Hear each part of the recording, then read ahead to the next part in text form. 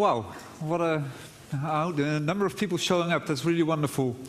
It's really an honor to be here, and I would like to thank the CCC in advance, in the beginning for having us here. And we are, of course, Bits of Freedom. I would like to start out with a well-known quote. The quote goes, "Governments of the industrial world, you weary giants of flesh and steel. I come from cyberspace, the new home of mind." On behalf of the future, I ask you of the past to leave us alone. You are not welcome amongst us. You have no sovereignty where we gather.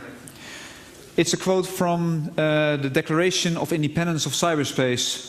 It was written by Barlow in 1996, and you probably know Barlow. He was one of the founders of the EFF. Unfortunately, and this was to be expected, those weary giants of flesh and steel, they did not really listen, and the consequences are massive. Now, we always thought that the technology was one step ahead. Take, for example, file sharing, where you first had Napster. Napster made file sharing really, really big, but it did have a single point of failure. There was one company with one single database, and this database told you, you can find this file on this computer, and you can find this file on this computer. So after a couple of legal cases, Napster was brought down. Then there were alternatives like Casa, but even those had some flaws and were taken down in the end. And now you have BitTorrent, which is still there, which is not a single network anymore, and which is a lot harder to take down. So technology was really improving all the time, but policymakers are catching up. And this is really a big problem for our digital freedom, because those policymakers come up with all kinds of measures which have an impact on our digital freedoms. Take, for example, internet filters. There are several countries in Europe that already have an internet filter in place, and where the government tells you which information you can see and which information is not accessible for you.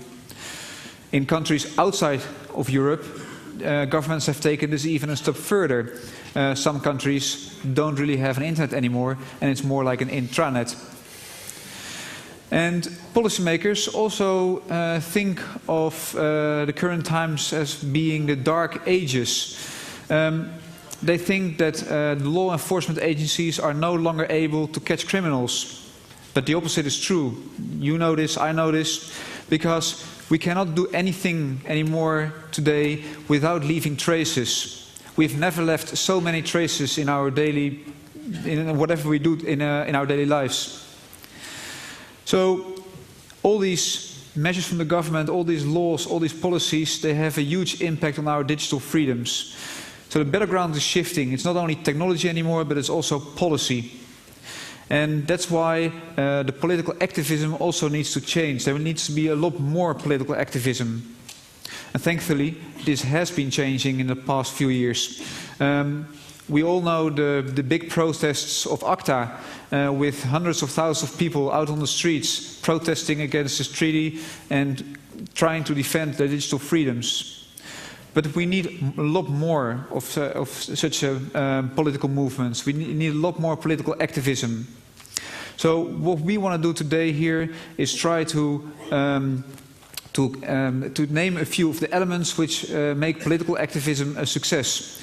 This is not our own experience. It's the experience of organizations like EDRI, like EFF, like Quadratuur du Net, Panopticon, and many more. But it's also the experience of Bits of Freedom.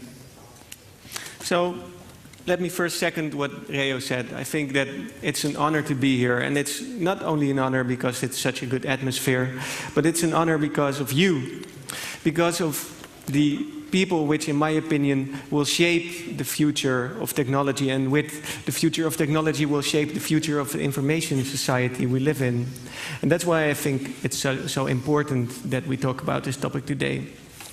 So we are Bits of Freedom, and Bits of Freedom is a Dutch digital rights organization. Reo already named some others which are active on this field, such as European Digital Rights Initiative, Panopticon, and in Germany, Digital Courage, and others like Digitale Gesellschaft. And in the past 3 years, we have had some experience in changing policy. And here's the good news, that in fact it can be changed. That although the battlefield is shifting, and although we are seeing that policymakers are trying to restrict our digital freedoms, we can in fact fight back. And one important example of this was ACTA, which was an epic victory. I remember clearly people talking about this last year, saying that it would be an uphill battle, but we won. And this was amazing. It turned out that the European Parliament, in fact, listened to us. And this is something we have to keep in mind. And another epic victory in the Netherlands, which we will refer to a lot, is net neutrality.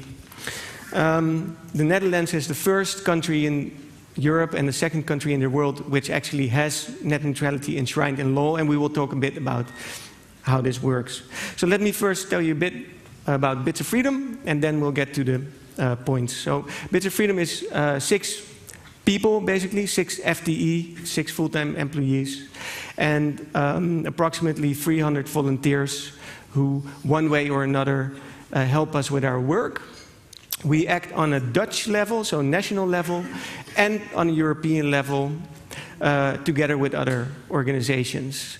And what we do is we, on the one hand, try to influence policy by advising politicians, and on the other hand, trying to influence policy by informing people and campaigning and giving them tools to defend themselves.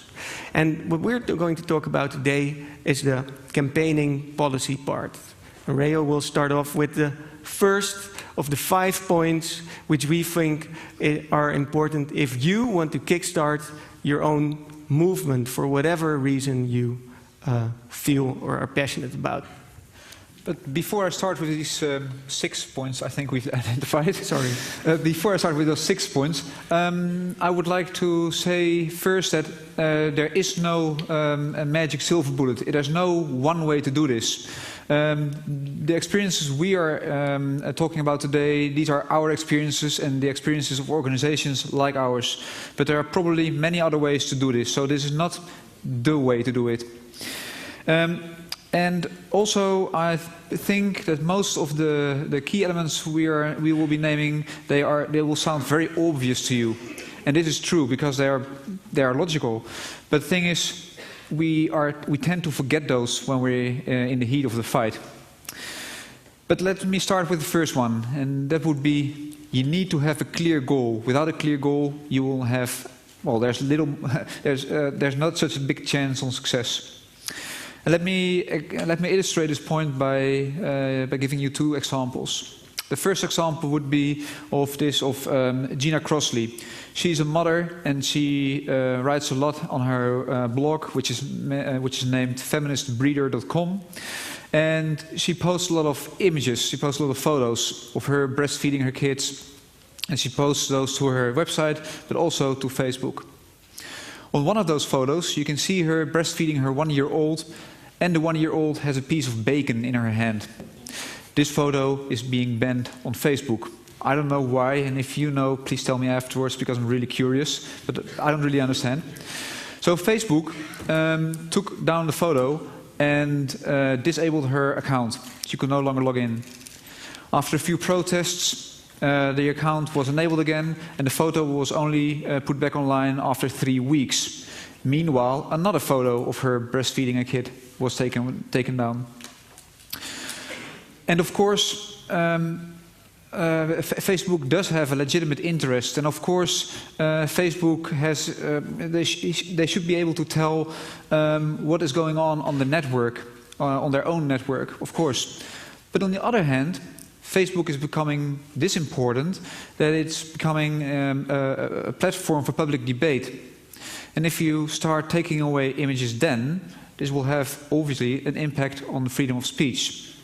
So it's a delicate balance, and Facebook needs to have a good policy on this. But Facebook does not have a good policy on this at this moment, and they're definitely not transparent about it. We are worried about this, but we have not been able to change it. And I think that one of the reasons why we were not able to change it is that we didn't really have a goal. We didn't really think of what we were aiming for, and we didn't list our demands. And partly because of that, Facebook still has this shitty policy. But let me give you another example of how this can be different. This year we had elections in the Netherlands again. And these are wonderful moments because so many things are happening and politicians are speaking out suddenly. And there we thought it's good to put our demands, to list our demands. So we made an Internet Freedom Manifesto. It listed 11 articles which said we want politicians to think about reform copyright. And we want to make sure that the politicians are thinking about how to enforce net neutrality effectively. Then we were waiting a few days for... Oh no, so let me tell you one thing else. This Internet Freedom Manifesto, it doesn't really help if it's just on our desk and that's it. So we asked our constituency to send this Internet Freedom Manifesto to the political parties. And I'm pretty sure they've seen it, all of them, because one of those political parties sent me an email asking me to stop it. Stop the campaigning, because they had seen it so many times. So that did work. Then they were publishing their draft election programs, and in those draft election programs they tell you what they are planning to do in the next 4 years. And we carefully made a review of these election programs, and then it turned out a lot could be changed and could be made better in order to protect digital freedoms. So then we made a list of amendments, we made a list of changes that should have been made. Then we asked political members of those parties to discuss these amendments and to have those changes incorporated in the final election programs. And when in the end the final election programs were published, we were really happy to see that quite a few of our proposed changes were incorporated in those programs. And this is really important because this way we could put digital freedom on the political agenda during the elections, but not only during the elections, because the politicians take a position, and this will mean that digital freedoms will be on the agenda for the next 4 years. And I think we have been very, very successful in this because we had a goal. We set a goal before we started. We wanted to make sure that politicians would be talking about digital freedoms, and we thought about, okay, how are we going to do this? And to do this, it's not really difficult because all of you already have a good idea on what digital freedoms, on how they should look like, on how they should be protected, and what the government should do and what the government definitely should not do. So write it down and make for yourself clear, we are right here now, we want to go there, and this is the path we're going to take. And if you have this in your mind, then you will do so very effectively. And there's one thing which I already mentioned here, is you need to be prepared. Yeah, so you have this goal, like you want to, I don't know, destroy the medical health database, which has all your private data in it, and ensure that policymakers will not ever think of reinstalling it again. And you have this goal, and the next step then is what? So we think that the next step is to be prepared. And let me take you back to 1.5 years ago in London. On 10 May 2011, during a shareholders meeting of KPN, the Dutch telco incumbent. One of the directors of mobile retail of KPN then bragged to his shareholders about the fact that he was using DPI to analyze the traffic of his users. And with this traffic, he could see how many people were using WhatsApp, and on the basis of this information, he made the case for net neutrality infringing policies like blocking WhatsApp and instead charging for SMS. After he told this, it was silent for 2 days. Investigative reporters didn't notice it. Until 2 days later, one investigative reporter looked on the video, saw what the director actually did, and managed to write a blog about it. We then immediately jumped on it, seized the opportunity, and told our constituency that they had to file a complaint with KPN and that they were actually infringing criminal law. This went from nothing to something to a media storm in about half a day. And in the end, it was in the 8 o'clock news, in the evening 8 o'clock news, where we gave a quote and we managed to gain momentum. And this momentum we could use later on to form a majority with the parliament to actually push for legislation which could basically restrict the use of DPI. And the thing I take out of this is basically twofold. First of all, the dynamic of the media is very unpredictable. And things can become a hype within half a day, or even sometimes 2 to 3 hours.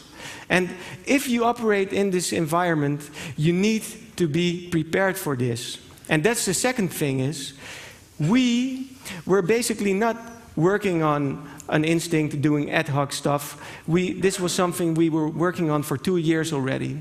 We had contacts with our policymakers. We were advising them on draft legislation which could curtail this. And we only had to wait for the right moment to get our point across. So that's basically the point which we wanted to make also, is that be prepared means taking a long-term view and thinking for yourself, like, we're here now, we want to go there. This will take approximately 2 to 3 years. That's basically the time frame you have to talk about. And then within these 2 to 3 years, make a plan for yourself. And this plan will involve different steps. Firstly, framing, and we'll get to that later. Drafting your, creating your position, so like really trying to clearly articulate what you are actually aiming for. Drafting legislation if that's what you want, or drafting policy. And then talking to policymakers and stakeholders, and we'll get to that later on. So that basically brings us to the next point. Yeah, but you already briefly mentioned it, actually. Because, like Otto already told, on May the 12th, there was only one news outlet saying something about KPN's DPI. And we were the first ones to jump in. And this is really important, because we were the first ones to explain what KPN actually was doing. We were the first ones to explain what DPI means, what deep packet inspection entails. And we were the first ones to explain the concept of net neutrality. We were the first ones to explain, okay, an internet user should have the freedom to choose to do whatever he likes on the internet. It's not that a company should tell you you are not allowed to use WhatsApp, or you're not allowed to use YouTube or any other service. You should be the one who can choose. And this worked because we were the first ones, and because we are the first ones, we were able to put that concept into the minds of people. And if a policymaker would hear other arguments, would hear counter-arguments, this policymaker would always compare this to our arguments. And that's where you have a good advantage. So be early is very, very important. And if you're being prepared, then you can seize the moment when there is one. Another thing which already was mentioned once is you need to frame your message very well. Picking the right frame is very, very important. And I want to illustrate this with another example. In the Netherlands, it's the same just like everywhere. Sexual abuse of children is something of a hot debate. And politicians, well, maybe not sometimes. Sometimes they are more concerned about their own image than about the actual problem or solving the actual problem. So this is the same in this topic as well. And the policymakers had a proposal for an internet filter in the Netherlands. And well, I don't have to explain to you that a DNS filter doesn't really help. You can go around that one very, very easily. We were first trying to attack this problem by telling the government that internet filters they are bad and they will have a negative effect on digital freedoms in the long run. But that didn't really work. That changed once we started to use a different frame. At one point in time, we said, "Okay, you should act. You should not look away." And this is a frame we were borrowing from Mogis, which is a German organization. Thanks for that.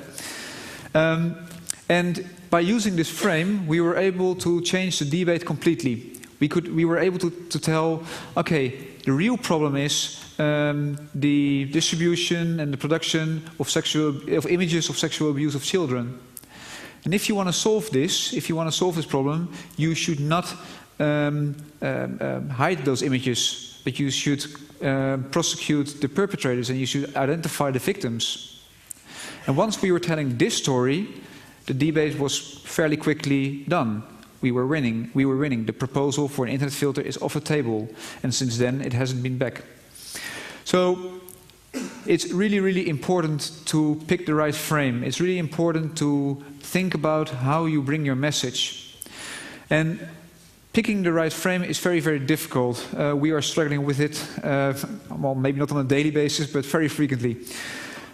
If you want to pick the right frame, the best starting point is the problem of your opponent. And it's not, you should not think about their frame, but think about their problem. So in case with the internet filter, you should ask yourself, what is the problem they're trying to solve? And then you think about the images of sexual abuse of children, and then you immediately know an internet filter will only hide it. It will not solve the problem. Once you have thought of a frame, then you need to test it. You need to talk to people around you. You need to talk to your parents, to your friends, to everyone around you, and test it. You need to see if the frame, if it will stick, if it will resonate, if people will remember it, if there are a lot of counter-arguments, and if there are none, if the frame is taken by your friends and they are using it for their friends. A good frame will propagate like a virus. You will put it out there once and then it will slowly get around.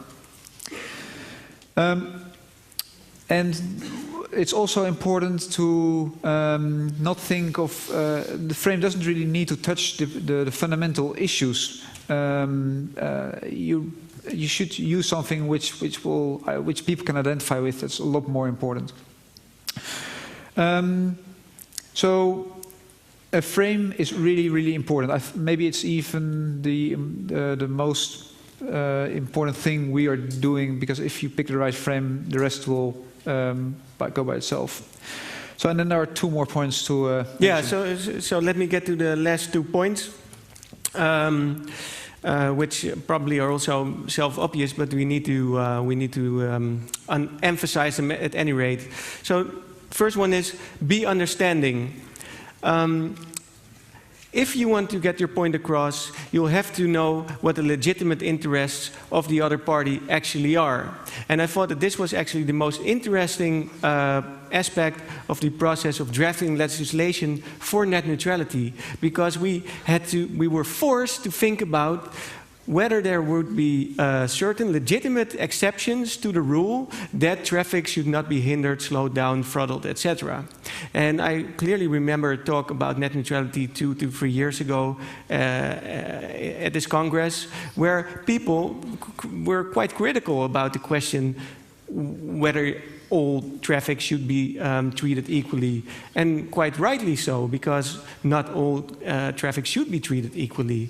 So we had to think about whether there were certain legitimate exceptions. And why is it important to think about this? Because if you talk to a policymaker, this will be the first question they will ask, like, okay, well, you know, net neutrality is all very nice, but what about network security? What about congestion? What about spam or whatever?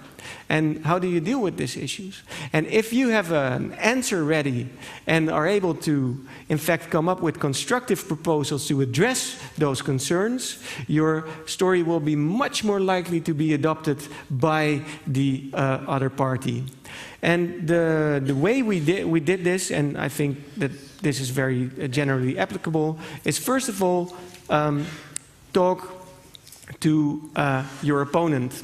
Opponents are always very happy to talk to you and talk about all the problems they have, and you have to be very critical. You know, Google drops by at our office, and they tell all these problems, and sometimes we do not really know whether they're genuine problems or not, so we have to ask really critical questions. And this is where the other part comes in. You need to get help from experts. And probably most of you are the experts in this field, so you'll be able to counter any fake arguments they will have at their disposal. But that's the second one. And the third one is you have to think of these arguments yourself. Like, brainstorm with your friends and try to think what your opponent would come up with and try to address these concerns. So those are the three things. And then the last one, and this is basically something which I think is more about sustainability, and this is be focused, remain focused. So you have your goal, you're prepared, you're working on whatever policy and talking to stakeholders and policymakers and whatever, and you will find that the media will want something from you. And they may want, you know, a quote on something which is not really related to your field, and it's sort of attractive because being on the television is nice, and, you know, giving an interview on the radio is nice, but you have to remember, first of all, that it will dilute your reputation. Basically, the common public will not know what you're actually aiming for. And second of all the time you invest in doing that is not invested in achieving your goal. And the thing is, you'll get up in the morning and your Twitter stream is filling itself up in about 10 seconds, and your email box is constantly overflowing. And if you want to remain alive, and then, you know, and you want to keep your operation sustainable, focus, focus, focus. Don't be distracted. Even though you're passionate about these issues, this doesn't mean that you have to do everything at once. In fact, you shouldn't, because it will make your life a lot more difficult, and you'll burn out in the end. And this is something which activists, a very serious risk for activists, I think. So, last one, remain focused. It doesn't really help that if you've won the war, but then you don't have a life anymore. So that's why it's important. So let me make some closing comments. I think the next few years will be very, very interesting years, because I'm pretty sure the policymakers will step up their effort, and I'm pretty sure there will be even more civilians coming up. And it's already there's already a lot going on. Our medical records are in a centralized database. You cannot travel from A to B without being registered, and there's so much going on already. And on many of those fields, nobody is seriously working on it.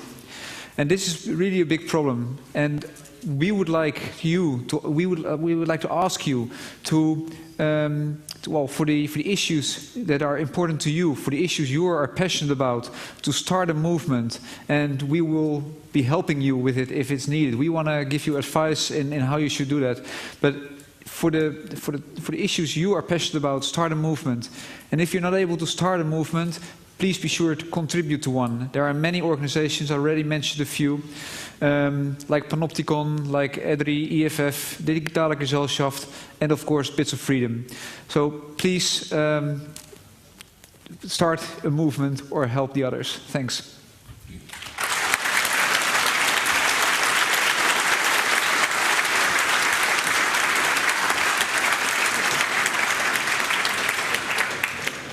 Thank you very much for the insightful talk.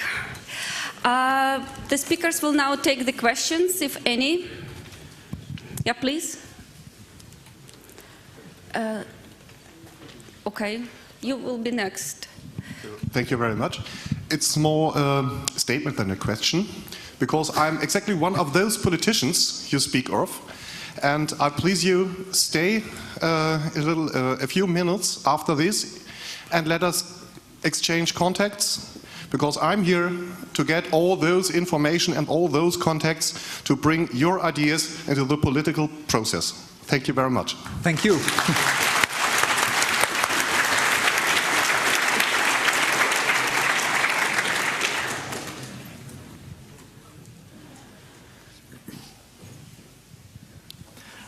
I have one question. If you have an opponent, perhaps he lives in another world. He lives in a golden cave where he has no problems because he's using some kind of operating system, or which has no problem for him because it's all problems are solved in his mind. So how do you get your opponent out of his golden cave and come into your world to talk about the problems you think that are important? Okay, so one thing I found very insightful was that at one time at the European Parliament, a plan was floated to install boxes with DPI in every house, and check whether people were doing things which were illegal or whatever. And it was basically just a plan, nothing serious. So you didn't really hear about it, but one seasoned political activist then said, why don't they test this box with all the European Parliament members and try to see if they are doing something fraudulent, because it's very important that they spend our tax money correctly, right? So you have to change the plan and apply it to them, and sometimes this works. That's one thing, and the other thing I want to add here is also you need to be prepared again. Like data breaches, it wasn't really on the political agenda in the Netherlands for quite some time. But then Bits of Freedom started to make an inventory of all the data leaks which were happening. And after 1.5 years, we had this gigantic list of issues, of leaks. And with such a list, then only we could make politicians think about the real problem. So sometimes you need to take your time to prove what the problem, that there is a problem.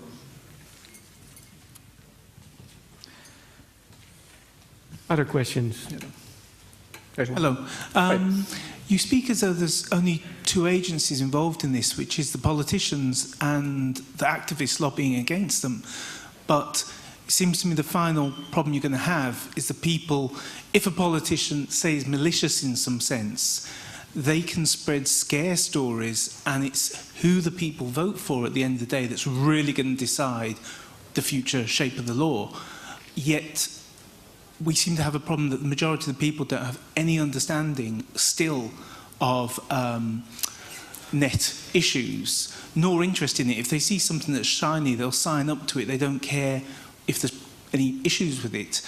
Do you perceive there's anything that can be done with that, or is it a lost cause that people just don't care about? And do you perceive that that's a gender issue, not gender, sorry, an age issue? Is it that older people, younger people coming up are more aware of the issues surrounding the net, or are they still as they've always been? Okay. So you're asking basically two questions, I think. First of all is whether the public is becoming more aware, and the second is whether politicians are actually listening to these issues. And I think those are very, very, very much intertwined. And as I said, I think that we are seeing a shift of the public becoming involved in this, and obviously the people who are, massive smartphone users and whatever will be the first to adopt our positions. But these will very quickly be adopted by others. I was very surprised that my mother-in-law actually forwarded me an email about a petition by Access about ACTA, and I was like, I didn't know about this petition, and she, for one reason or another, got wind of it. So basically, I think that the public is very much aware of it, and I think if the public is becoming aware of it, politicians cannot ignore it, and that's what we're seeing right now with ACTA, and hopefully with a lot of other things as well. Yes, and we try to explain our issue to the public as well, of course, not only to the politicians. Any more questions? Okay. That will be the next. Hello. I was wondering about how do you try and combat any false information that gets out there? How do you also, when they say we're arguing for the pro side, if there's other lobbyists on the other side then who also have experts who may be more false in their statements, how do you combat that? How do you go up against it and make sure that what your information, if it's the correct information, is the information that everyone's realizing is correct? Well, one important thing is that we put a lot of effort in making sure that our message is correct. So when we are saying something, people know it is the truth. People know it's true. And I think that's very important, because then people will not doubt your message.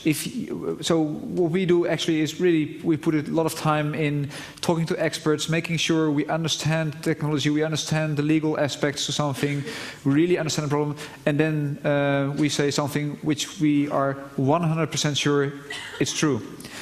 And I think that's really important. Maybe... Yeah, and trying to debunk the false information, obviously. But I think it's a very good question, and I think it's something that we will see a lot more in the coming years, because it's so much easier to spread disinformation on the internet right now. You can start, you know, with an anonymous comment somewhere, and from there build a blogging ecosystem which basically creates falsehood and turns it into truth. And this is something which we need to find a counter strategy against. And I don't really have it, because you want to be honest, basically. And if you're fighting on their terms, then you'll probably lose. So I think it's a very serious question, and I don't have a real answer to it. Hello. Just quickly on that, I ran a campaign against electronic voting machines, and within a couple of months you can become known as the party that is generally truthful and right about things, and the other party very quickly becomes known as the party that's continuously manipulating and twisting the truth. About something else you said, or Reo said,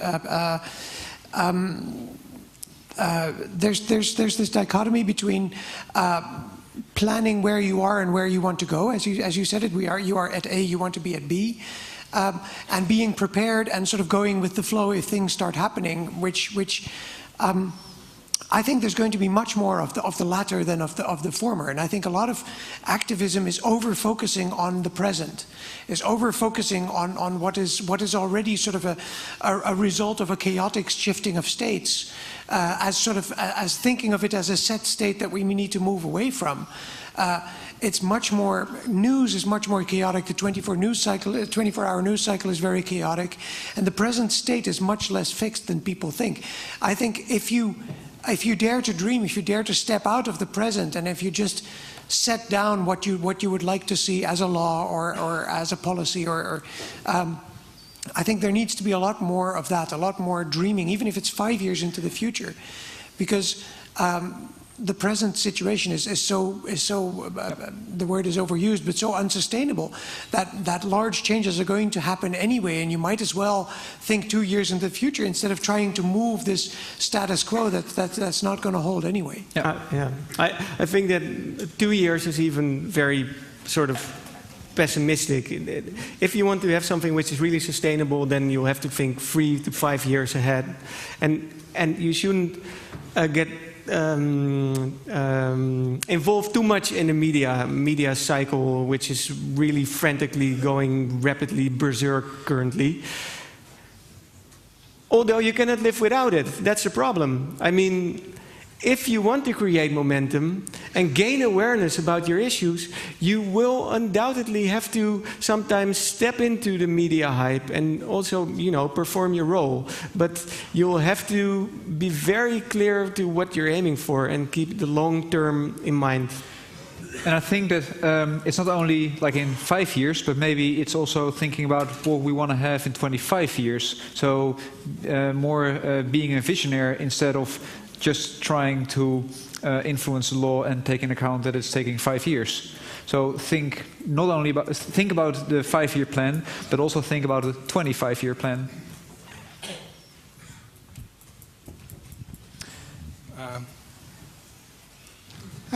Have you ever had encountered problems with parents who just don't want to move and well, just can't be persuaded and etc.?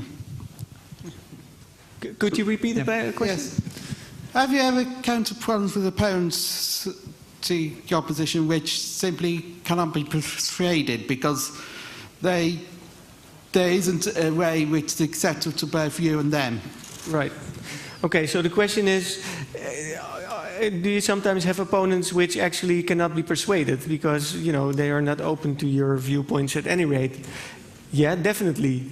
And the thing is, if you have the spectrum, there's the political spectrum. On the one hand, you have the people who are very much in line with you. On the other hand, there's people who you will never convince anyway. And there's this middle part between, and this is the part you're aiming at. And you're trying to create a majority by shifting those towards your spectrum.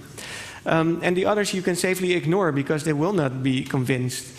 And if you feel that you're picking a battle in which you will not gain this majority, then maybe you shouldn't do it and invest your energy in other issues.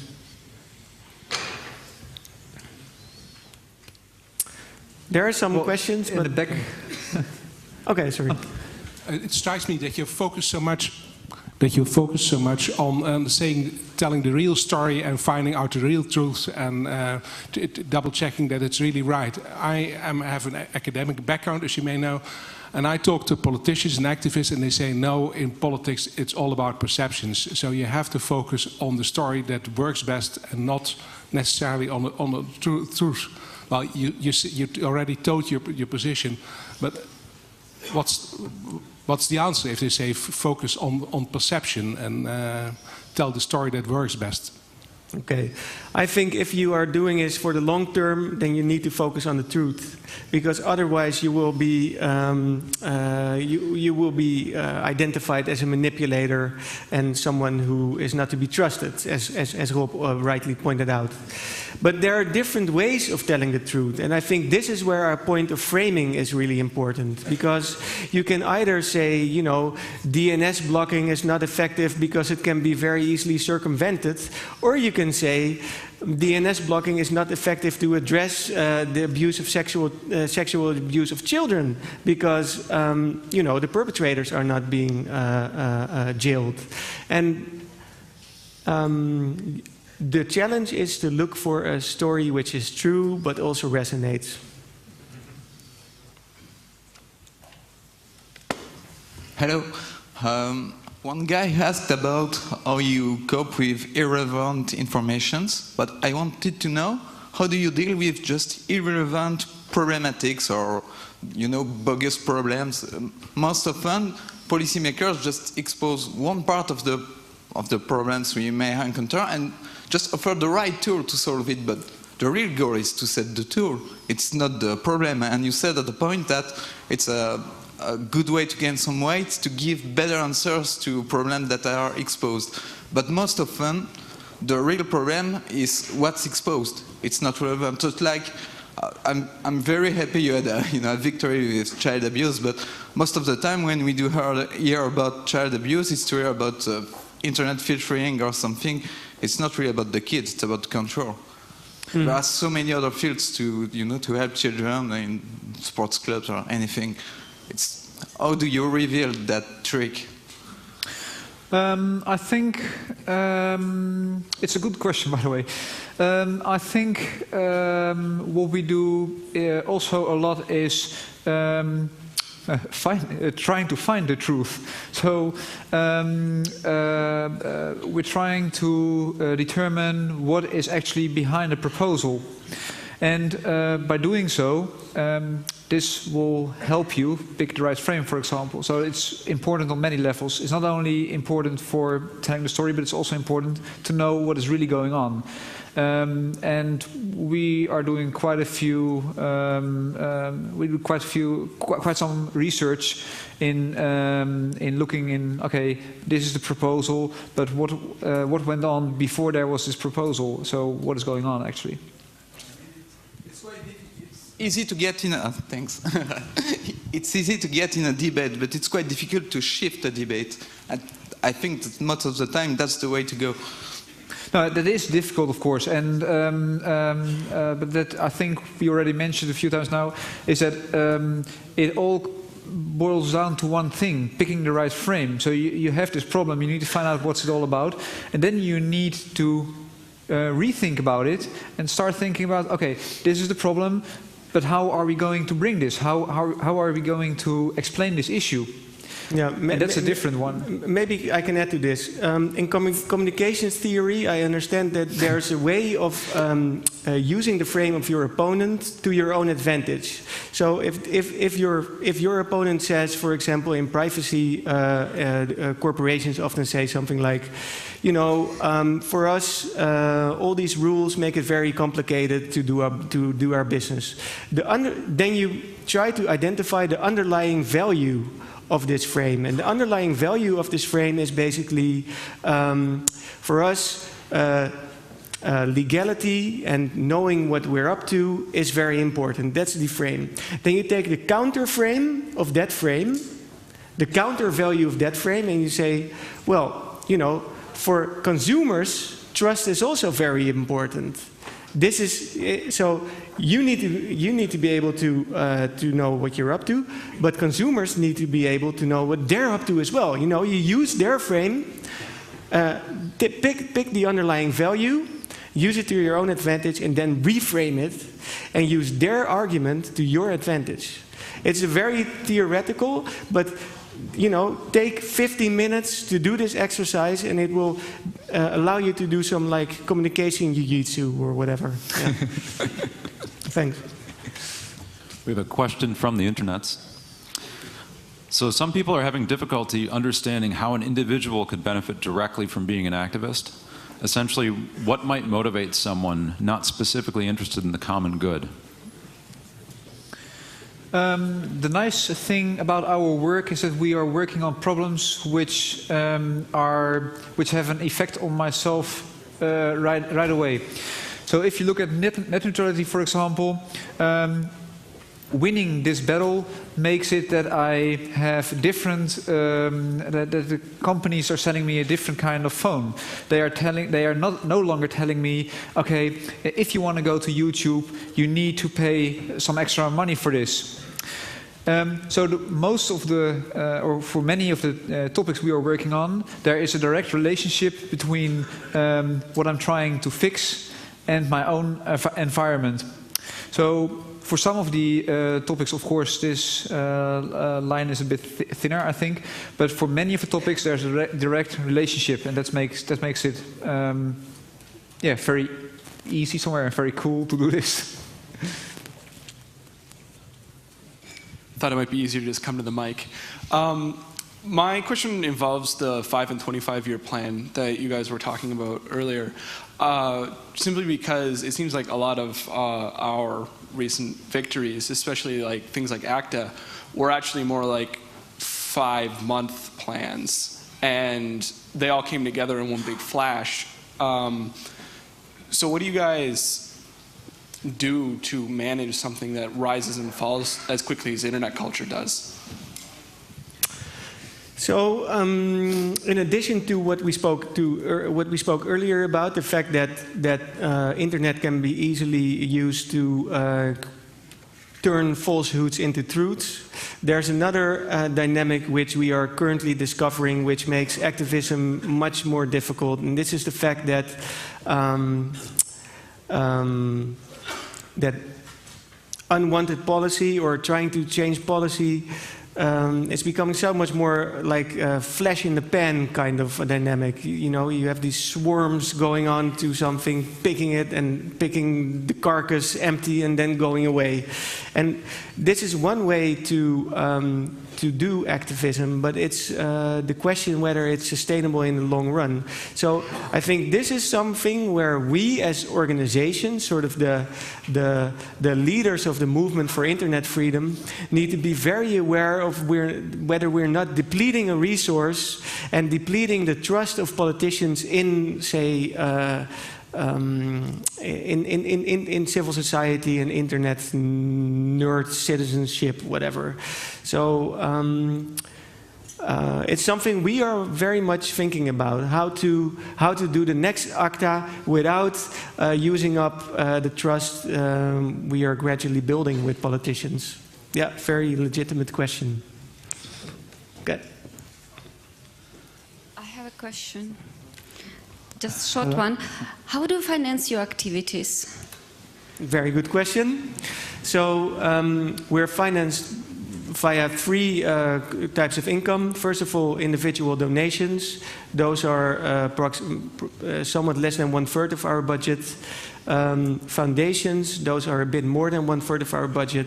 And corporations, and those are like 1/5 or 1/6 of our budget. And those are mostly freelancers giving 500 euros and stuff like that. So we have a budget of 400,000 euros approximately. And yeah, that's about it. And it's probably important to stress that we are using this setup because we want to be independent. So there's not one single big company giving us our budget, so we will be very dependent. We're not getting any money from the government because that would give us some dependence.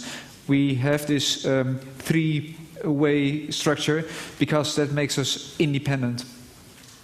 But then, like, okay, I would like to set up something like this in Germany. So I need money. How could I convince and whom? Like, okay, there is already a good example in the neighbor country. Yeah. Who are those donators? Okay, so there are certain foundations which are definitely interested in becoming more active in this field. And well, you can come to me later if you want to have more information on this. And the other one, which I think is very important, is individual donations really should be a large part of your income, because basically those are the people you are defending. Whenever there's something like an ad hoc movement, I don't know, you're doing something against ACTA, already start building for the larger, more sustainable NGO kind of thing. Yeah. I have a question. You made it all sound so easy. You just sent emails to the parties, you made amendments to their party programs, and then they listened to you. But I can't imagine that it is that easy. I mean, how do you counter the lobbyism of telcos that don't want net neutrality because it's a new field of profit they can make, and I don't think they will let this slip out of their hands that easy. Mm-hmm. How do you deal with that? Yeah, okay, so I think it's not easy. I think it's doable. That's something which I hope you can take away. And it requires long-term planning, like 2 to 3 years investing your time in it. But then, if you do that, it's doable. And that's something where I think we have the advantage. Time and society is on our hand. People think internet freedom is so very important to them that if you manage to sort of latch on to that and sort of help build the momentum for internet freedom, it will sort of take care of itself also. So you just need to be the leader of the movement and dare to dream, and then it's doable. We will take the last question. Okay, also my question is how important are insiders or whistleblowers to get information from? Because do you have some kind of bullshit law monitoring or stuff like that? You talked about preparing is so important because preparation needs time. And if policymakers are creating contracts or laws in secret, you can't prepare what you don't know about. I think I'm not sure whether we've seen much information from whistleblowers which helped us a lot. I don't think there's much, but we spent quite some time in doing, for example, Freedom of Information Act requests. And of course, the government is already telling, does already do press releases from time to time and tells the story in with their frame. But to know what is going on, actually, you need to do some research. You need to look into the problem that is there, that is trying to be solved. You need to investigate what actually the government is up to and what they are planning and what they are wanting to do.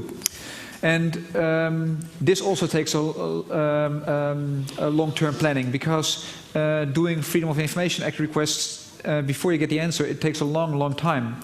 But without those, you can never find out what the government is really up to. So that's one way we get the information on what actually is going on. Okay. Okay, so this is the end of the presentation. Let's thank the speakers.